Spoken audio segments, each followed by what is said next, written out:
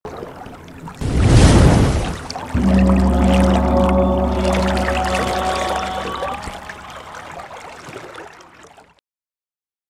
malam semuanya. Hari ini saya, Gracia, akan berusaha untuk menjabarkan mengenai Festival Tuanu. Dan kebetulan hari ini adalah sembayang baca. PPT yang ada di sini merupakan kontribusi dari mantan mahasiswa saya yang tugas akhirnya dia membuat buku mengenai Festival Tuanu. Jadi saya tinggal membuat dia punya intisari bukunya, kemudian saya masukkan dalam bentuk PPT. Namanya Natria, dan dibuat tahun 2016, seingat saya. Isinya adalah sekilas Tuanu, sejarahnya, kemudian tokoh-tokohnya, ritual Tuanu yang serius, terus kemudian yang perayaan, yang suka-suka, dan kalau yang bagian ke-6 kita nggak bahas di sini. Jadi pertama kita ngomong tentang sekilas Tuanu. Kalau kita ngomongin Tuanu sebagai perayaan, maka kita harus paham dulu mengenai kalender Tionghoa.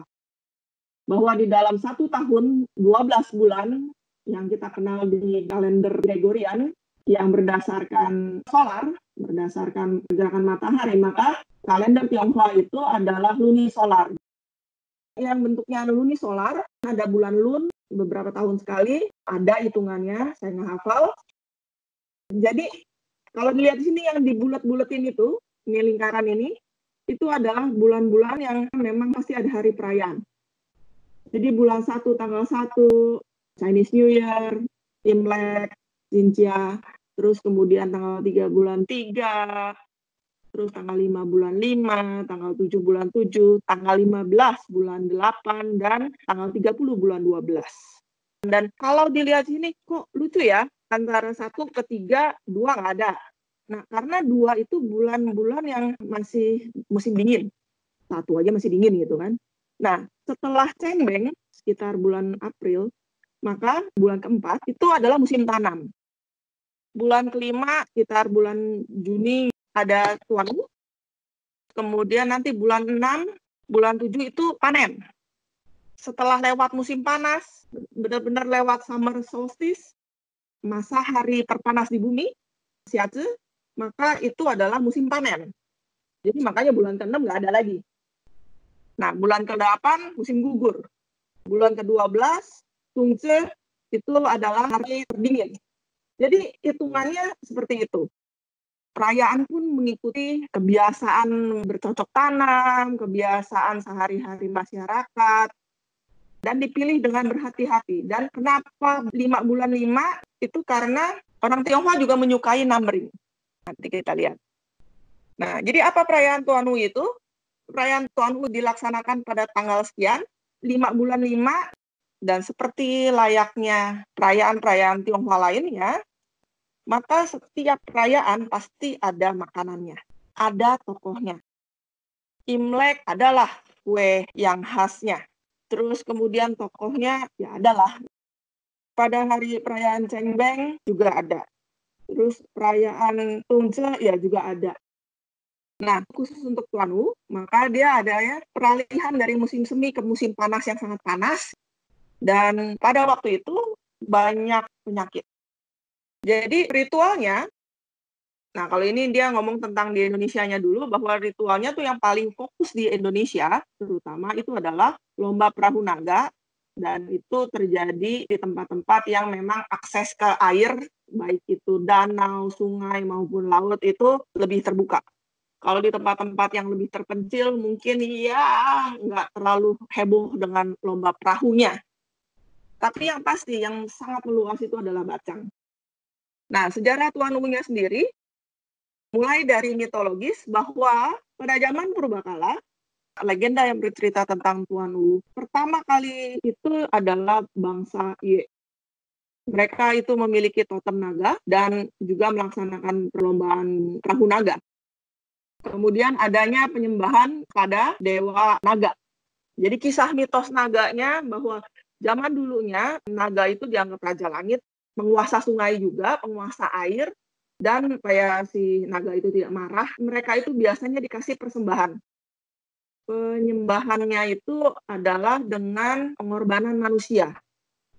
Nah, kemudian pada masa itu ada tokoh yang merasa ini tidak benar, lalu dia berusaha mengalahkan si naga, Dan kemudian untuk mengganti pengorbanan manusia itu mereka melemparkan bacang. Jadi ada yang mengatakan, ada yang percaya bahwa bacang itu adalah merupakan persembahan kepada Dewa Naga. Grey, interupsi dikit, Grey. Lomba perahu naga itu juga selain untuk Dewa Naga, zaman dulu orang-orang Ye itu lebih terampil berperang di air. Makanya salah satu bentuk latihan juga untuk mereka. Itu. Tambahan aja sih untuk. Thank you. Nah, ini yang kedua adalah Cuyen. Cerita tentang Cuyen itu yang paling besar terlibat di sini, sering banget dibicarakan. Dari kemarin-kemarin ngomonginnya tentang Cuyen doang, padahal kadang-kadang terlalu dibesar-besarkan juga. Cuyen itu dari dinasti Zhou, dan dia bekerja di negeri Chu, yang pada waktu itu melawan negeri Qin. Nah, si Cuyen ini dia bekerja pada lingkup pemerintahan, seorang pejabat. Kemudian dia banyak memberikan saran terhadap Raja Chu agar tidak terpengaruh dalam negosiasi dengan negeri lawannya, di Qin. Tapi sarannya entah kenapa tidak didengarkan oleh si rajanya. Si rajanya malah mendengarkan orang-orang yang lain. Tapi dia tetap kekeh melaksanakan pekerjaannya sampai akhirnya dia dikhianati, dihasut, sehingga dibuang sama rajanya. Kemudian karena kecewa, dia akhirnya pergi. Dan benar apa yang dia prediksi itu terjadi, bahwa si rajanya karena menuruti menteri-menteri yang jahat dan terpengaruh pada tawaran negeri Qin, pada waktu perang mereka kalah. Bahkan si raja akhirnya wafat dan diganti putranya. Bukannya mereka merasa sadar akan kesalahannya, malah Cuyen dianggap yang menjadi penyebab rajanya meninggal.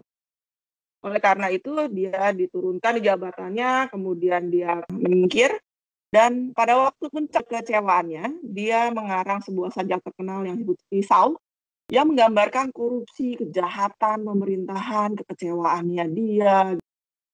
Dan itu kemudian sampai ke telinga raja yang baru, sehingga bukannya sadar lagi, malah sensinya makin menjadi-jadi, sehingga Cuyen dianggap pemberontak.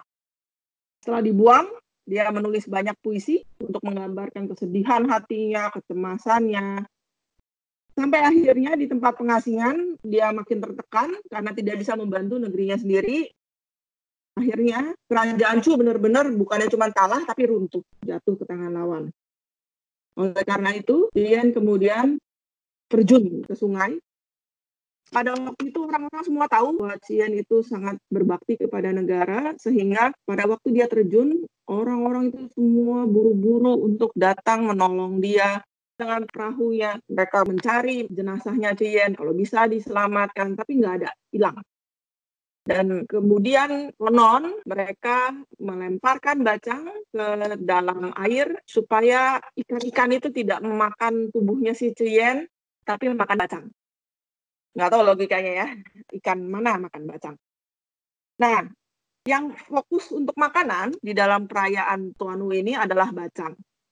Dan sekarang sudah banyak tuh, ada bacang yang bentuknya lebih kayak lepet, ada bacang yang bentuknya benar-benar segitiga seperti yang banyak kita kenal, ada lagi yang bentuknya segi empat, ada yang bentuknya macam-macam. Tiap daerah modelnya bisa beda, cara ngikatnya beda, isiannya juga beda, ada yang lebih gurih, ada yang lebih manis, ada yang tambah ini dan itu, ada makan satu aja kenyang seharian, ada yang kecil. Nah, tapi yang pasti pada zaman dahulunya mereka mengikat bacang itu pakai benang 5 warna, sesuai dengan warna unsur. Merah, biru, kuning, hijau, dan coklat. Yang melambangkan api, air, logam, tanah, dan kayu. Cuman memang rada-rada susah juga ya kalau pakai benang. Jadi kemudian di tahap berikutnya mereka gantikan dengan tali bambu.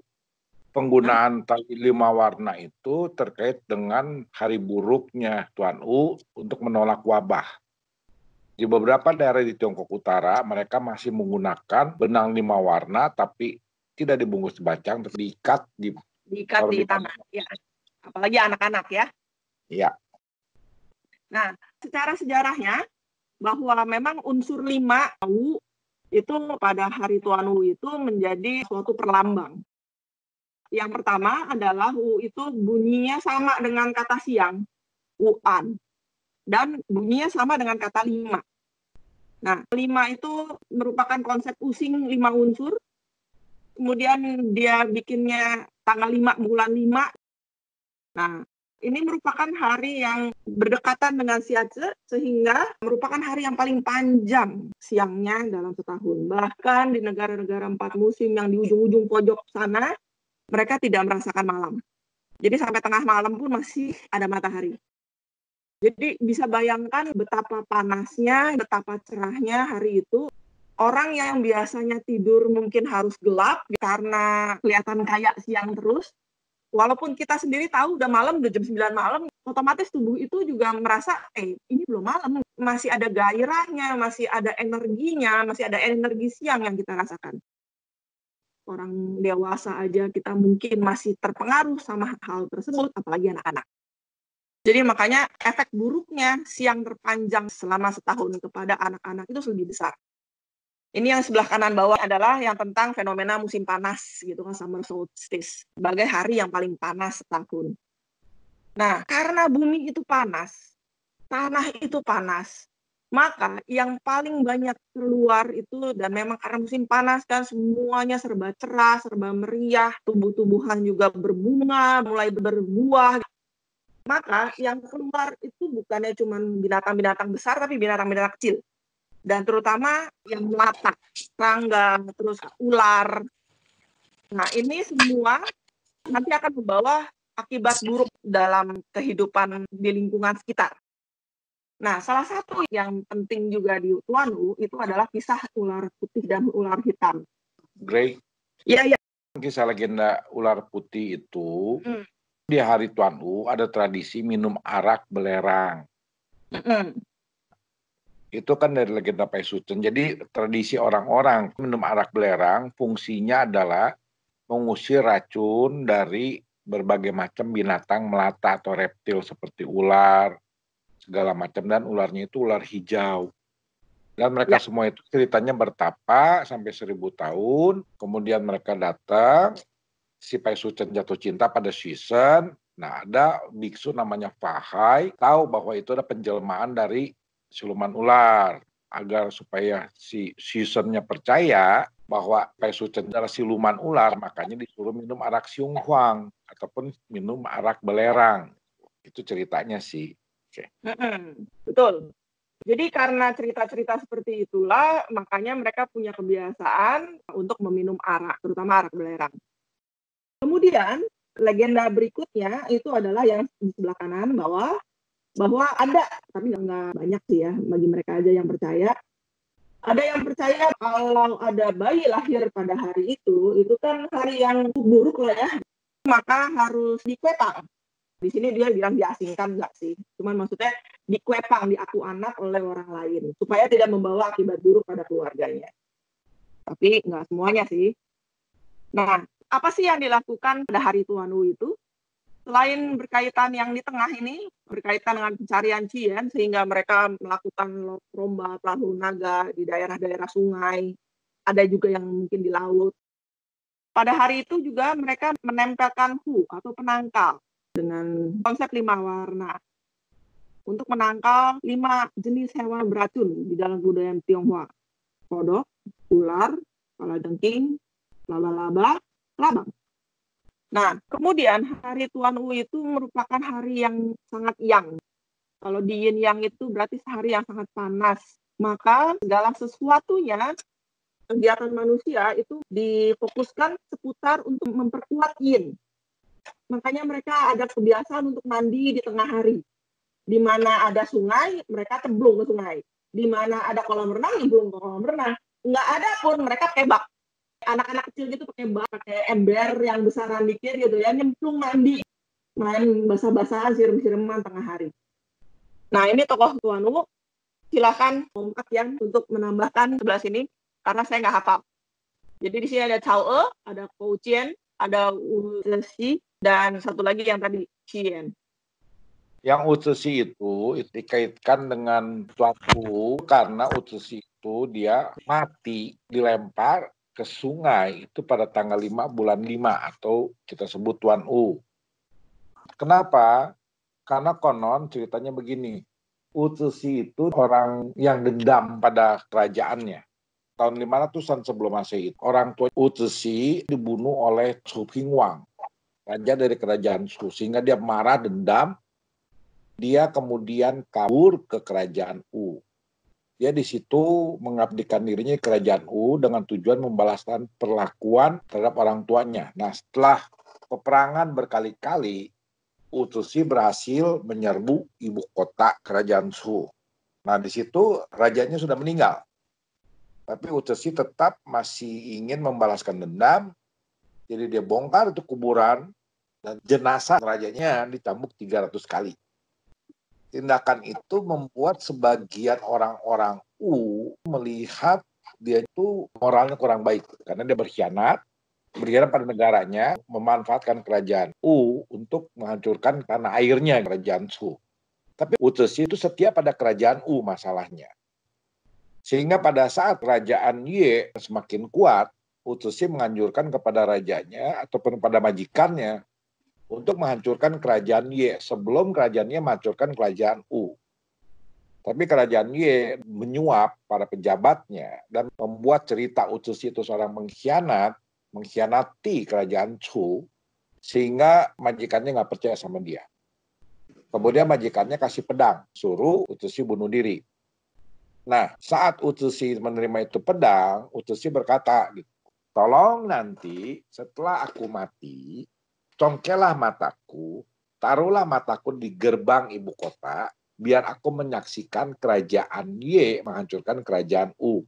Perkataan ini membuat majikannya tambah marah kan, sehingga dianya setelah bunuh diri, dia tidak dikubur dengan layak. Ini dibungkus dengan tikar dan dilempar ke sungai tepat pada tanggal 5 bulan 5. Nah, di situ kita bisa lihat bahwa hal itu yang membuat Utusi tidak begitu dihargai nantinya, kematiannya itu. Kemudian Cao E pada masa dinasti Han, kurang lebih tahun 150-an sebelum Masehi. Dia seorang gadis yang berbakti pada orang tuanya. Pada saat tanggal 5 bulan 5, Tuan U itu, bapaknya Cao E mengadakan ritual untuk mengenang Utusi. Karena Utusi waktu itu dianggap menjadi dewa ombak yang membuat ombak bergelora. Nah, pada saat bapaknya sembahyang, nggak sengaja jatuh ke sungai dan mati tenggelam. Mayatnya nggak ketemu. Waktu itu Cao E baru berumur 14 tahun. Dia menunggu sampai kurang lebih 17 hari, bapaknya nggak keluar di tanggal 22, dia loncat ke sungai dengan tujuan mencari jenazah bapaknya. 5 hari kemudian, di sungai itu mengambang 2 mayat. Satu mayat Cao E dan kedua mayat bapaknya. Tapi mayatnya Cao E itu dalam kondisi sedang memeluk mayat bapaknya. Karena itu dianggap menjadi hari berbakti. Kemudian nama sungai Xinjiang itu menjadi Cao E Jiang. Bahkan Cao E itu dibangunkan kelenteng di sana. Dan Cao E menjadi dewa air. Kalau Ye Wang Kou Jian, itu kerajaan Ye yang tadi kita bahas itu, kenapa Ye Wang itu membalaskan dendam? Karena Ye Wang itu pernah ditawan oleh kerajaan U, sehingga ada cerita Ye Wang Kou Jian mengisap cairan empedu agar mengenang penderitanya itu. Kisah itu jadi terkenal. Itu ada dibilang, Utusi hati-hati sama Ye. Jadi tanggal 5 bulan 5 itu, untuk mengalahkan Ukuo, dia harus membangun pasukan air yang kuat, pasukan sungai yang kuat dan melatihnya terus-menerus. Dari situ dia bisa mengalahkan. Jadi tanggal 5 bulan 5 bertepatan dia mendirikan pasukan sungai. Nah, karena kesanggupannya Ye Wang menahan penghinaan dan semangat tidak menyerah, itu dianggap sebagai harinya Tuan Ucie. Itu. Jadi versinya banyak. Jadi kita bisa lihat versi Qin yang paling populer. Kemudian kedua adalah versinya Utusi, ketiga versinya Cao E, ketiga versi Ye Wang, sebenarnya tambah lagi versi Niwa. Tapi Niwa ini jelas-jelas versi tambahan, begitu jauhnya gitu. Jadi orang jarang bahas, tapi lebih berkait ke arah hari buruk. Jadi kalau yang 4 itu dikaitkan pada kisah-kisah yang menggugah semangat manusia, Kalau yang kelima, Niwa itu adalah hari di mana Niwa mengetahui bahwa itu hari buruk. Di situ semua siluman semua pada keluar semua. Jadi dikatakan Niwa itu meminta pada tanggal 5 bulan 5 harus bersiap-siap menghadapi bencana, menghadapi wabah. Dari tanggal 5 bulan 5 sampai tanggal 15 bulan 7 itu manusia harus bersiap-siap menghadapi wabah. Oke? Terima kasih. Soalnya yang itu saya nggak hafal urutannya. Kemudian di bagian keempat, ritual Tuan U. Jadi untuk seputar rumah, ritual Tuan U itu fokusnya ada dua, yaitu yang perayaan memang masyarakat yang besar, kelompok orang yang besar, komunitas yang besar, kayak kelurahan, kecamatan, kabupaten. Kita masuk dulu yang internal dulu, yang di dalam rumah. Apa sih ritual Tuan U di dalam rumah? Ritual Tuan U yang di dalam rumah itu ada beberapa versi lah. Nggak semua orang harus semuanya ikut. Ada yang menggantungkan dewa Congkui, yaitu dewa yang membawa pedang, pemakan setan, digantung di depan rumah untuk menangkal hal-hal yang jahat, menangkal roh-roh jahat. Jadi ada daerah-daerah di mana mereka menggantungkan atau menempelkan gambarnya Congkui atau mungkin mantranya. Terus kemudian ada lagi yang lebih populer, itu adalah yang sebelah kanan, yaitu dengan menggantungkan rumput ai dan sangpu. Dan biasanya itu mereka pagi-pagi metiknya, masih segar, berembun, itu kemudian diikat oleh tali benang, terus kemudian digantungkan di atas pintu, baik yang memang kelihatannya udah kayak rumput langsung maupun dimasukkan ke dalam kantong. Nah, ini percaya rumput ai dan cangpu ini memiliki zat untuk mengusir hewan-hewan yang beracun. Jadi mungkin dari baunya, dari aromanya, dan biasanya digantung di pintu luar, di depan rumah. Ada juga rumput ai atau cangpu itu kemudian dipelintir, digulung kayak semacam rokok jadinya, kemudian dibakar. Dan itu adalah teknik kesehatan moksibasi ini, itu dipercaya bisa menyembuhkan penyakit. Terus kemudian dari semua rangkaian ritual dan kepercayaan Tuan U, memang fokusnya itu adalah kepada anak-anak. Karena dianggapnya anak-anak itu yang paling rentan dengan perubahan cuaca ini. Nggak bisa tidur, karena hari siangnya panjang sekali, mereka terlalu bersemangat main, akhirnya nanti capek, besoknya pasti sakit. Belum lagi kemudian misalnya mereka mainnya di daerah-daerah hutan, pinggir sawah gitu kan, masih banyak kebun, masih banyak tanaman. Kemudian segala macam binatang beracunnya itu keluar pada hari itu karena bumi itu panas di dalam tanah. Dan kalau anak-anak meleng gitu kan, main kemana-mana, takutnya mereka kena kegigit. Oleh karena itu, anak-anak itu kemudian diproteksi. Salah satu proteksinya adalah ditempelkan obat di dahinya, di dada, dan mereka mengenakan gelang warna-warni yang tadi untuk melindungi diri di hari yang buruk itu. Bahkan nggak cuma hari Tuan U doang, tapi itu bisa berlaku sampai setahun. Jadi gelangnya itu diganti di hari Tuan U, nanti dipakai selama setahun, udah buluk, udah jelek, Tuan U lagi, ganti lagi gelangnya yang baru. Jadi terus berulang seperti itu. Tadi jangan lupa itu minum arak yang dicampur dengan xionghuang untuk mengusir udara buruk.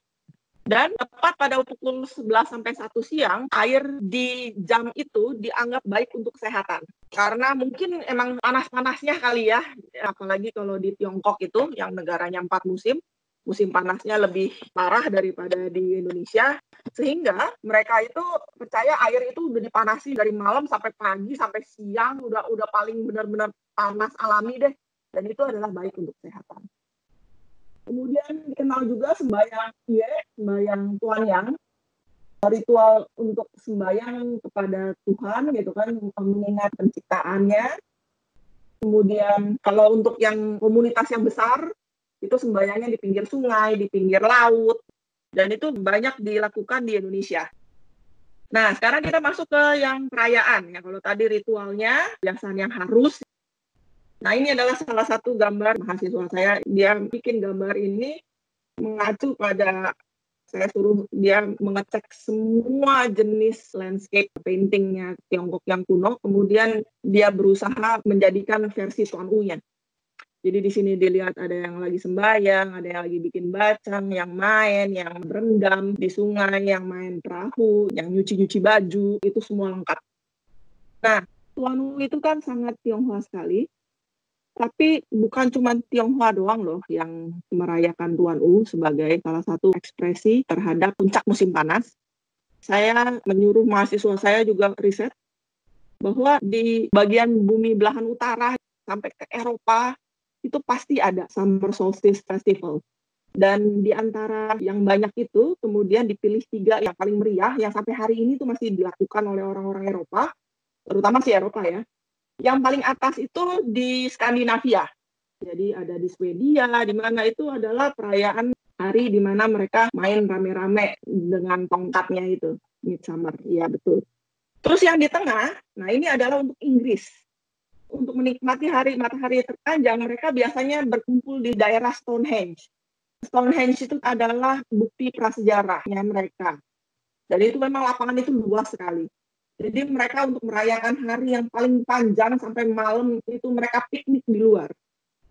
Nah, terus kemudian Midsummer ada di beberapa daerah, terutama yang di Asia ya, itu dia menerbangkan lampion pas malam.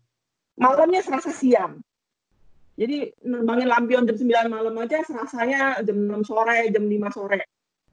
Nah, di Tangerang sendiri, karena mahasiswa saya adalah mahasiswa UMN di Tangerang, dia juga mencari tahu terutama yang khas di Tangerang itu seperti apa sih. Nah, yang di Tangerang itu yang paling khas adalah lomba perahu naga, itu sudah pasti. Dan mereka punya semacam perahu naga yang keramat. Perahu naga yang keramat itu kemudian disimpan di bagian belakang Lenteng Bun Sanbyo. Dan itu tiap tahun disembayangi. Nah, ini adalah contohnya nih, perahu papak hijau dan merah. Dan ini adalah sumbangan dari Kapiten Oi Gyok Kun karena nasarnya untuk mendapat anak. Nah, ini juga termasuk sudah tua. Terus kemudian yang sebelah kanan itu adalah hasil replika dari perahu hijau dan merah itu, yang setiap tahun itu dia dilombakan, diikutkan dalam perlombaan di Sungai Cisadane. Dan sehari sebelum Tuanu, biasanya mereka juga ada ritual memandikan perahu naga, terutama kepala naganya. Nah, salah satu celebration yang paling meriah dan memang cocok untuk segala usia untuk Tuanu adalah yang ini, mendirikan telur. Lalu yang menjadi pertanyaannya adalah kenapa telur gitu bisa berdiri tegak pada hari Tuanu? Sepanjang yang digali-gali oleh mahasiswa saya, disebutkan bahwa bisa juga itu terjadi karena gaya gravitasi bumi pada saat itu karena panas, matahari sangat dekat, gaya gravitasi bumi itu kalah sama gravitasi matahari. Jadi dia bisa tegak. Titik gravitasi keseimbangan telurnya tuh di tengah, sehingga dia bisa dapat berdiri sempurna. Tapi juga ada syaratnya, nggak boleh telur matang, nggak boleh telur yang bekas di dalam kulkas, jadi memang harus yang fresh. Nah, air yang di tengah hari tadi memang baik untuk kesehatan, karena memang untuk menangkal panas yang memang berlebihan pada saat-saat ini. Di tempat-tempat di mana mereka tidak ada akses kepada air yang banyak, sangat mungkin mereka melakukan mandinya pakai bucket anak-anak itu. Dan dilakukan di jam muse, jam 11 sampai 1 siang. Nah, ini adalah rumput ai dan rumput cangkunya tadi. Rumput ai itu adalah Artemisia apa gitu nama latinnya. Terus rumput cangku itu adalah Acorus calamas. Dan ini memang punya khasiat mencegah penyakit di hari buruk. Nah, ini adalah contoh yang aslinya. Dan itu ditaruh bagaikan buket bunga di atas itu dan dibiarkan aja selama setahun. Nah, yang bagian bawah itu yang sudah dilinting, dibebet kertas, kemudian dibakar. Ai chow, iya benar rumput ai chow. Rumput ai dan campu. Dan yang terakhir, biasanya bagi yang percaya, mereka akan pergi ke kelenteng untuk mendapatkan hurima racun. Dan hurima racun itu biasanya diletakkan kemudian di atas pintu ya, pakaiannya. Di atas pintu masuk atau dimasukkan ke dalam kantong yang juga mungkin ada ai chow-nya. Kantong 5 warna. Kantong 5 warna. Hu 5 racun, hu tiansa atau hu cunghui ataupun hu 5 petir. Beragam sih. Ya, pokoknya di mana mereka mempercayainya, sebelah manapun yang mereka ini kan, yang mana gitu, entah itu yang 5 petir, entah yang 5 racun, pokoknya itu semuanya memang tujuannya sama, untuk menangkal bahaya, keburukan. Jadi pada akhirnya kita harusnya percaya bahwa dalam konsep perayaan Tionghoa itu juga bukan cuma makan bacang, kue cang, perayaan-perayaan lomba perahu naga, itu sifatnya justru yang lebih ke arah eksternal, hanya perayaan. Tapi yang lebih filosofis dan lebih serius itu adalah bagaimana mereka benar-benar mencari berbagai cara untuk mengurangi dampak buruk dari hari-hari yang paling panas ini dalam setahun. Bagaimana yang tua atau yang sudah dewasa itu memproteksi diri dengan arak, yang anak kecil dia proteksi dengan rumput, satu keluarga rumput aicau, terus kemudian pakai hu 5 racun, untuk anaknya dia pakai gelang 5 warna, terus kemudian di dahinya ditempelin obat. Nah, itu demi kelangsungan hidup yang lebih panjang. Harapan bahwa setelah melewati hari ini, maka bulan berikutnya mereka akan menikmati panen. Nah, ini adalah mahasiswa saya yang mengarang buku ini. Semua hasil karyanya dia, namanya Natria, dan dia sekarang bekerjanya di tempat main anak-anak sebagai desainer grafis. Sampai situ aja dulu, terima kasih atas atensinya. Makasih Gray, saya mungkin mau tambahin beberapa Makasih, ya. Gray. Iya, tambahin kok, ayo. Tadi kan kita bahas masalah 3 tokoh ya. Tadi sebelum Gray online, kita sempat bahas 3 tokoh, kemudian kenapa 3 tokoh itu hanya 1 tokoh yang berkembang. Kemudian ada tambahan tokoh yang jarang dimasukkan. Kou Chen itu jarang sekali dibahas, kenapa? Karena dia tidak pernah secara historical terbukti mendirikan atau membangun pasukan air pada tanggal 5 bulan 5. Jadi dia itu seringkali tidak dimasukkan. Tapi 3 tokoh ini yaitu Wu Zixi, Cao E, dan Xi Yan. Niwa sekalipun jarang sekali dimasukkan. Tadi kita lihat bapaknya Cao E adalah seorang pelaku ritual. Dia sembahyang pada Wu Zixi. Berarti kult pada Wu Zixi sudah dikenal pada zaman Han dan meluas. Tapi Wu Zixi adalah orang ex-kerajaan Chu yang menyerang kerajaan Chu, tanah lahirnya sendiri.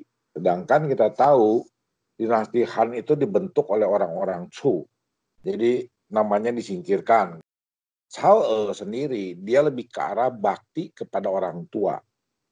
Jadi dengan begitu, Qian itu yang lebih diangkat tokohnya karena Qian kebetulan orang Chu, Qian menunjukkan cinta pada negaranya.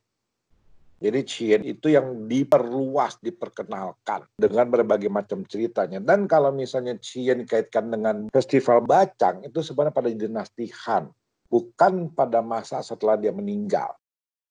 Jadi sebelum kisah Qian itu meluas, festival ataupun tradisi tanggal 5 bulan 5 ini sudah meluas besar, terutama di daerah-daerah selatan, ataupun kita sebut wilayahnya Chu, Ye, dan U. 3 wilayah itu yang mengenal dan merayakan tradisinya. Jadi karena lebih terkait pada konsep berbakti pada negaranya dan itu diperlukan oleh dinasti Han dalam mengukuhkan kekuasaan. Makanya Qian diangkat. Kemudian yang paling sering bermasalah itu adalah bacang hanya salah satu dari kegiatan ataupun yang berkaitan dengan pecun. Masih banyak hal-hal lain seperti misalnya orang ada yang makan kue ai. Jadi daun ai ataupun daun hia bahasa Indonesia itu dibuat seperti kue. Tapi itu kurang meluas perkembangannya. Kemudian juga bacang dahulu itu dipercaya bisa membantu tubuh kita melawan penyakit pancaroba. Jadi maksudnya bukan bacangnya, beras ketannya, nasi ketannya. Makanya zaman dahulu itu isinya masih polos-polos aja. Dan orang-orang wilayah Qian meninggal itulah sekitar tahun 200-an sebelum Masehi mereka baru melempar bacang ke sungai. Tambahan itu dari saya itu aja. Mau nanya boleh enggak nih? Boleh dong. Boleh tanya jawab silahkan. Kemarin Lining baca-baca di WebBT, pada saat Tuan U juga katanya sering bikin hu 5 racun.